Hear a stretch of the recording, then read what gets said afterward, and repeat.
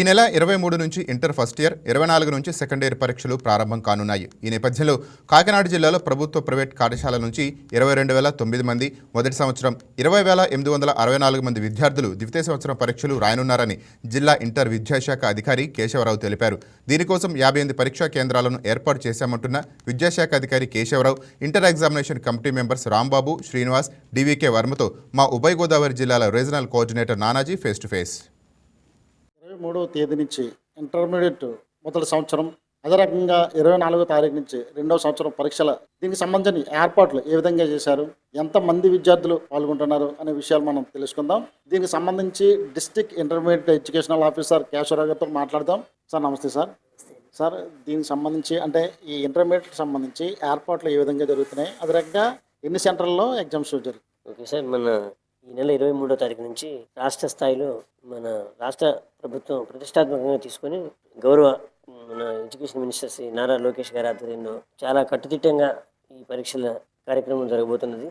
జిల్లా వ్యాప్తంగా 58 కేంద్రాల్లో మన ఇంటర్మీడియట్ పబ్లిక్ పరీక్షలు జరగబోతున్నాయి. టైమింగ్స్ మార్నింగ్ 9 to 12 అండి. ప్రభుత్వ నిబంధనల ప్రకారం 1 నిమిషం లేట్ వచ్చినా సరే పిల్లల్ని పరీక్షకు అనుమతించరు. అదేవిధంగా మన జిల్లాలో 22,010 మంది ఫస్ట్ ఇయర్ విద్యార్థులు, అదేవిధంగా 20,879 మంది సెకండ్ ఇయర్ విద్యార్థులు, వెరసి 42,889 మంది విద్యార్థులు ఈ రాష్ట్రంలో జిల్లాలో ఉన్న 58 సెంటర్లలో పరీక్షలు రాస్తున్నారు ఇంటర్మీడియట్ పబ్లిక్ పరీక్షల్ని. ఈ పబ్లిక్ పరీక్షల్లో భాగంగా మన కమిషనర్ గారి ఆధ్వర్యంలో రాష్ట్రంలో ఉన్న డిఐయులకి, ఆర్డీటీలకి కూడా ఆయన సమావేశం ఏర్పాటు చేయడం జరిగింది. ఆ సమావేశంలో ఆయన అనేక సూచనలు, సలహాలు ఇచ్చి పరీక్షల కార్యక్రమాన్ని దిగ్విజయం చేయవలసిందిగా మమ్మల్ని కోరారు. 2,000 మంది విద్యార్థులందరూ కూడా ఎగ్జామ్స్ రాస్తున్నారంటే వాళ్ళకి సంబంధించిన ఏర్పాట్లు అంటే వాళ్ళకి సంబంధించిన ఏర్పాట్లు ఏ విధంగా చేస్తారు? అదే సార్, ప్రతి కళాశాలలో కూడా ఖచ్చితంగా పరీక్షలు నియమబద్ధంగా జరగాలి, ట్రాన్స్పరెంట్గా జరగాలి అంటే సీసీ కెమెరాల పర్యవేక్షణ, నిరంతరం సీసీ కెమెరాల పర్యవేక్షణ. మా 58 సెంటర్లో ఉన్నటువంటి ఎన్ని సీసీ కెమెరాలు మనకున్నాయంటే ఇక్కడ 1085 సీసీ కెమెరాల సహాయం 58 సెంటర్లలో నిత్య పర్యవేక్షణతో పరీక్షలు జరగబోతున్నాయండి. ఆయా కేంద్రాల్లో మంచినీటి వస్తువులు, అదేవిధంగా టాయిలెట్ సౌకర్యం, ఎలక్ట్రిసిటీ ఎట్టి పరిస్థితుల్లో ఇంటరప్షన్ రాకుండా ఉండేటువంటి ఎలక్ట్రిసిటీ బోర్డు కూడా మేము వారిని ఎలక్ట్రికల్ సూపరింటెండెంట్ ఎస్సీ గారిని వారికి నివేదించి రిక్వెస్ట్ చేయడం జరిగింది లిఖితపూర్వకంగా. అలానే డిఎంఎండ్ హెచ్ఓ గారి ఆధ్వర్యంలో కంపల్సరీ పరీక్ష జరుగుతున్న ప్రతి కళాశాలలో ఫస్ట్ ఎయిడ్తో పాటుగా ఒక ఏఎన్ఎంని ఖచ్చితంగా నియమించేటువంటి ఏర్పాట్లు జరిగాయండి. రకంగా ఏదైతే ఇప్పుడు ఎగ్జామ్స్ జరుగుతున్నాయో ఈ ఎగ్జామ్స్ సంబంధించింది అక్కడ స్టోరేజ్ చేయడానికి, ఈ ఎగ్జామ్స్ పేపర్ అయిన తర్వాత స్టోరేజ్ చేయడానికి ఎక్కడ స్టోరేజ్ చేస్తున్నారో, ఎన్ని కేంద్రాల్లో స్టోరేజ్ చేస్తారు?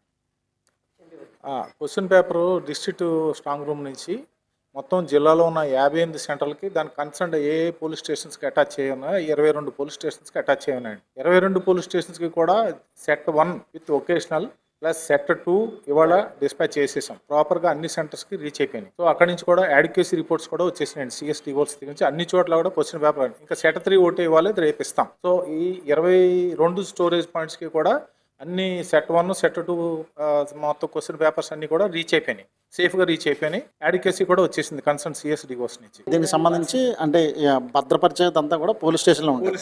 అక్కడ మీకు సంబంధించిన మీ ఎంప్లాయీస్ ఎవరు ఉంటారు? అక్కడ ప్రతి పోలీస్ స్టేషన్స్లో కూడా కస్టోడియన్ ఉంటారండి. కస్టోడియన్ అక్కడ కొన్ని సెంటర్స్లో 3 సెంటర్, కొన్ని పోలీస్ స్టేషన్స్కి 3 సెంటర్స్, కొన్ని పోలీస్ స్టేషన్ ముఖ్యంగా ఇందాక చెప్పినట్టుగా డిఐఓ గారు చెప్పినట్టుగా తునిలో అయితే ఎక్కువ పోలీస్ స్టేషన్స్ ఉన్నాయి తునిలో. అట్లాగే కాకినాడ టౌన్లో కూడా 10 పోలీస్ స్టేషన్స్ ఉన్నాయి 2 టౌన్లో, అలాగా 3 టౌన్లో. కొన్నాటికి 3 సెంటర్స్, కొన్నాటికి 2 సెంటర్స్ అలా ఉన్నాయి. ఎక్కువ సెంటర్స్ ఉన్నట్లకి 2 కస్టోడియన్స్ని ఇచ్చారండి.